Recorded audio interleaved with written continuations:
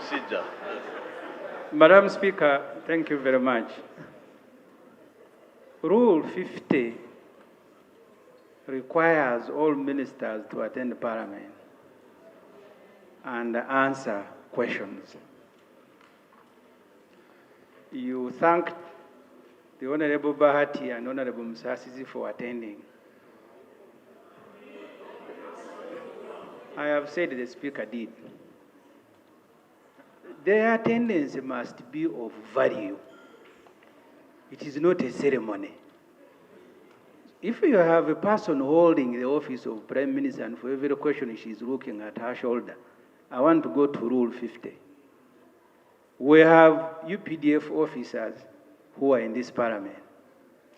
You hear members of Parliament, the most recent one from Njeru, that he has gone to see Muhoozi Kainerugaba General to develop his constituency. Yet we are the ones who pass a budget here. So I have two issues, procedure. The first, can the President publish a list of all his relatives and we know who handles which development? The second one, a list of what? Of his relatives. And we know who handles. Because Honorable Njeru went to Muhoozi Kainerugaba. I want to know who I go to if I have another matter. And then, Madam Speaker, and this is a very serious matter, don't take it because I have seen MPs going to meet General Sari. If we have two generals who are important and they can attend the Parliament and answer questions, why don't we chase away two from these ones and bring the others who can answer questions in the Parliament? Honorable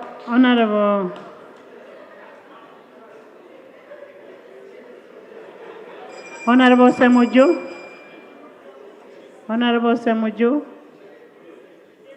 I don't see any problem with anybody going to see General Saleh or going to see MK or going to see the President.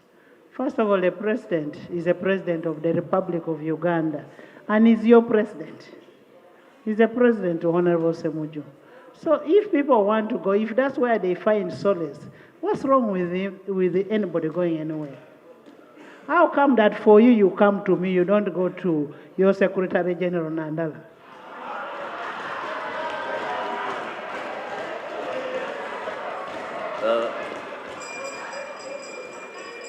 Thank you. Thank you, Right Honorable Speaker. Right Honorable Speaker, I would like to thank you for your resilience and commitment in ensuring that there is sanity on our roads in Uganda.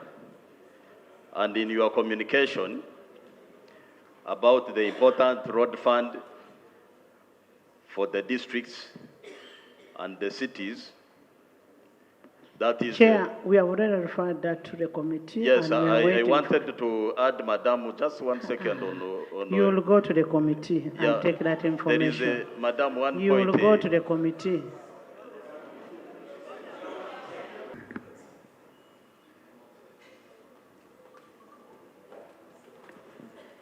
Item 2, communication from the Chair. Honourable members, I want to welcome you to this afternoon sitting. And on a special note, I want to thank Honourable Bahati.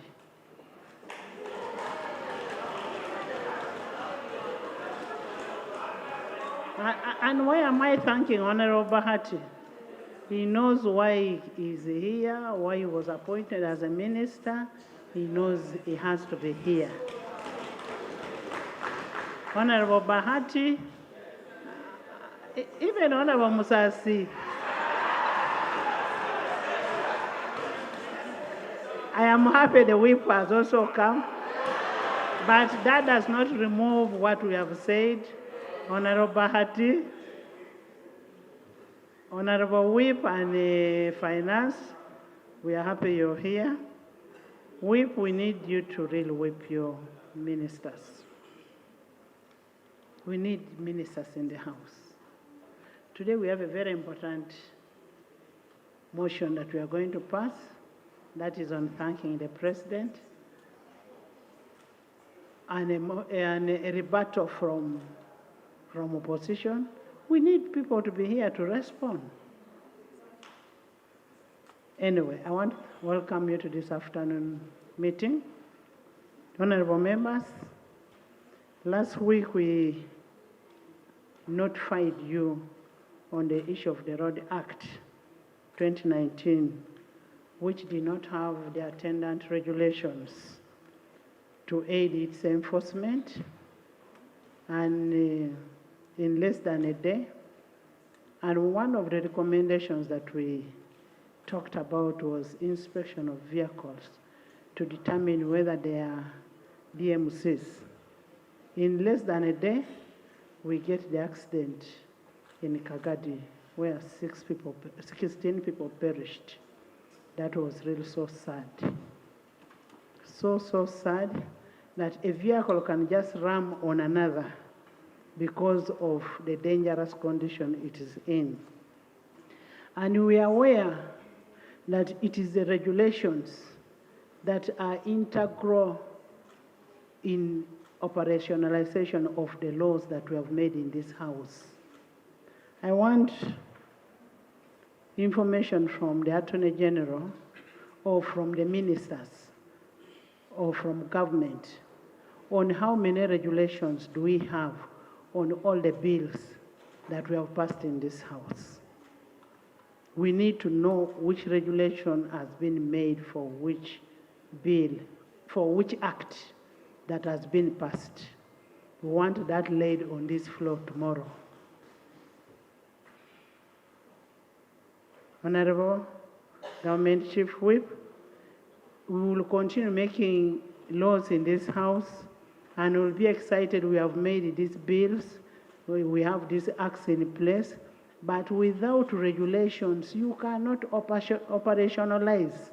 So we need the regulations to be in place, and they should be brought in this House. We must match a regulation vis-a-vis the law that has been passed. What is operationalizing it? Honorable members, I have been informed that we have a problem with the road fund. I got a petition, and the petition that I got on the road fund, what happened when during budgeting process, the Minister of Finance did not put sufficient money for the road fund. Instead, thought it wise that the 1 billion shillings that we allocated to districts was for the road fund. And you know very well that on the issues of the road fund, for instance, if you look at in the history of this House on appropriation, financial year 2022-2023, there was a big reduction on the fund, that is vote 118. And the big reduction was from 489.3 billion in financial year 2021-2022 to 487 billion, and then financial year 2022-2023 to 401 billion only. Instead of increasing, it is reducing. So because of that, we've gotten a petition, and we need, there's a reduction of 88 billion. We need a committee of infrastructure to study this issue and report back, and we need also a response from finance on why did they reduce that amount. So you can give your response to the committee, and that should be reported to the House. Because, honorable members, this money goes to our constituencies, and it helps us in coming back to the parliament. If we cannot fight for a road fund, then you're nobody. These roads are bad, they need to be worked on. And when people say the money goes to members of parliament, it is not our personal money. We are working on the roads. We provide for money to work on the roads. So we must work very hard to ensure that the money that belongs to the road fund should be put back or even increased. Honorable members, it has also come to our attention that since 2020, the Kampala Capital City Authority is unable to collect needed revenue from the outdoor advertising due to the absence of relevant ordinance. There is no ordinance. KCC has not made the ordinance. So all those things that you're seeing, the signposts that you're seeing, and I can see the chairperson of presidential is nodding her head. They are not collecting money. So the NTR that is collected from KCCA is limited because of lack of ordinance. So we want Kampala Capital City to have the ordinance in place and ensure that all those outdoor advertisements are being paid for. We need money. We cannot continue all the time lamenting that we don't have money. And yet we have an avenue of collecting money. So that should be implemented and reported back to this House. Honorable members, you know very well that it's you and me who are supposed to make sure that we support government in getting money. And that should be done. Honorable members, during the weekend, Sunday, the Prime Minister went and represented the country in the women's soccer in Kigali. I think you all saw her, very excited. And she went and watched the women's football, the crested crane in Kigali, where our team performed very well. And we want to thank the team. The team is due to go to Paris for Women Olympic Football Tournament qualifiers. In the next phase, they will be going to Cameroon in September 2023. I want to congratulate the women for that. And on behalf of the women of Uganda, we will continue supporting our women football because they are proving to be better than all the others. And as a house, we will continue ensuring that they get sufficient funding, and the funding this time must be channeled to the women, not only men. The 11th Parliament will do that, and will always support sports in this country. We will support sports, whatever kind of sports. We will support it for socioeconomic transformation. Honorable members, yesterday I received information of the unrest of Amolata district, where some locals were up against non-natives of the area. There are people who were not from that area, so the locals did not want people who are not from that area. We are all Ugandans. We need to coexist. We should not go into that traditional age, traditional times that we don't want people who are not from this area. So I want the minister to ensure that we avoid this kind of thing. And finally, on a sad note, again this weekend we witnessed, on top of the 16 accidents, today we got information of the demise of the Archbishop Emeritus of Mbarara Diocese. His Archdiocese, His Grace Paul Bachenga. The deceased was a very dedicated servant of God and committed to his entire life in fulfilling his priesthood. May we rise and observe a moment of silence.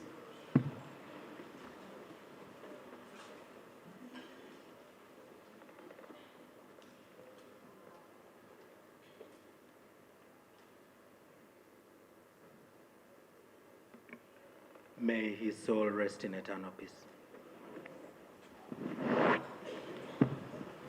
Thank you. I still want to retaliate on the issue of attendance in the house. Attendance in the house is one of the core roles that you should do. If you don't attend the house, I saw a New Vision showing that the best members of parliament, Sarah Payne, because she grabs the microphone all the time. But much as she just grabs the microphone all the time, she's here. So be here and be seen to be here. That's why you're voted. You're voted to be in the house. Pardon? Honorable members, you need to be in the house. And I want to tell you that we print those. When you log in, the clock in, we print it. Your voters are going to look at, are you in the house? Are you in the constituency? Where are you? This is your home when you're in Kampala. You get it, eh? So if you are not here, then where are you? And a committee sit in the morning, in the afternoon. That's why we decided to have the house in the afternoon. Honorable members,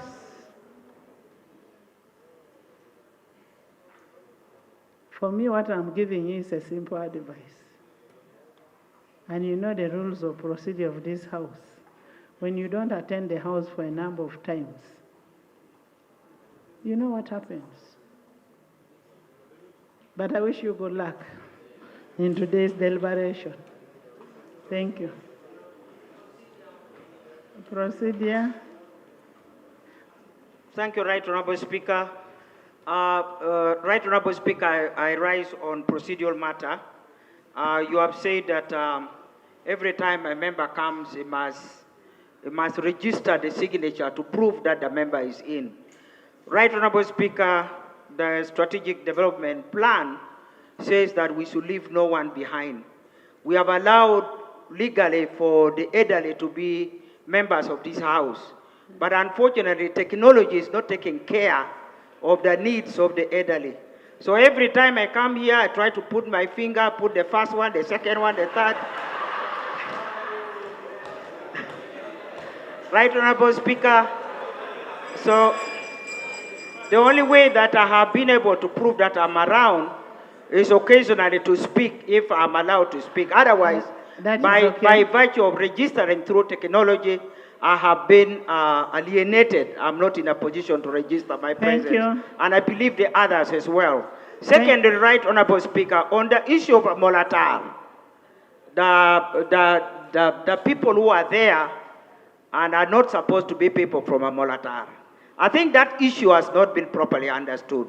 I'm immediate neighbor to Molatar. Most of the people who are in Molatar are not Langi. They have for generations been people from different areas. You find the Bateso there, the Basoga there, the Barulis, you know, the Baganda, they're all mixed up. So for anybody to say that the Langi of Molatar are not allowing other people to be there, that person is lying. Where the people are bitter, it's because there are people who have come with their goats, with their cows, and they want to dominate that place. And they are protected by arms. So, Right Honorable Speaker, this is a very serious matter. We have to investigate it. The Langis will never, ever stop anybody from integrating with the Langis. Thank you. Honorable Minister, Imad, first of all, the technology we have is compatible with even the elders, the disability, and everybody, including age. We have grandmothers here, great-grandmothers like Imad. the system is compatible. In my, actually we need jig for her to wash her feet. In my communication, I did not mention the name Langi. I said the people in Molatar. And the people in Molatar, as you've said, some of them are Bateso, some of them Aiteso, some of them Luo and whichever. What we are saying, they need to learn to coexist. Much as we are doing investigation, let the investigation be done, but we do not need to kill each other. Let the investigation go on, but without killing each other. Yes, proceed, yeah. Right, Honourable Speaker, last week, the Prime Minister undertook to come back to this House and give government position on the fate of the local councils. Right, Honourable Speaker, there is a law enacted in 2006, the Local Council Courts Act. Those local council courts, particularly at the local council 2 level, are mandated to handle all disputes related to customary land. And the customary land appears to be the biggest land tenure system in this country. Now that the term of office of the local councils has expired, the effect of judgments passed by those local council courts and entertaining the disputes are all matters of law, and one would conveniently say they lack jurisdiction and cannot act. So it's a huge crisis because land disputes are all over the country and on a daily basis. So can we know from the Prime Minister when the government is availing resources for local council elections to be held, since there is no any other way other than that?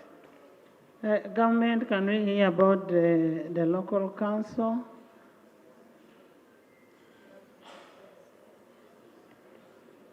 Thank you, Right Honourable Speaker. Right Honourable Speaker, that issue was here last week, and this Thursday, the Minister of Local Government is coming up to this Parliament to inform you about the program for the local councils. I thank you. I need to find out, honourable members,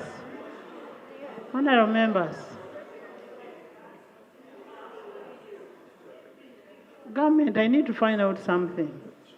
Assuming something happens between now and Thursday, that requires a LOC1 stamp, an acknowledgement and presence. What happens? We just want to be educated. We need to be guided. Right Honourable Speaker, the Attorney General will give us a clarification. He's on his way coming. So he'll come here and give us a clarification on that. Honourable members, the legal advice of government is the AG. Can we have the AG to put that issue of LOCs to rest? Let's not talk about it. Can we have the AG in the House?